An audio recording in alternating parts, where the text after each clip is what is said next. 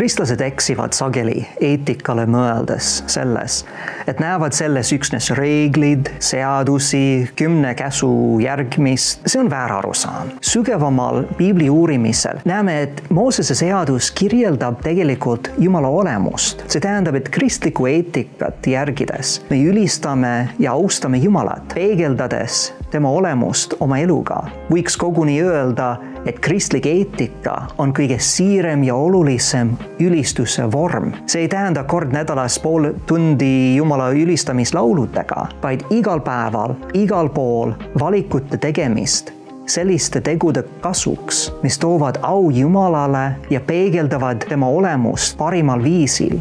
Eetika on ülistus ja meie elu on teenimine. Küsimus on ainult, keda oleme teenimas.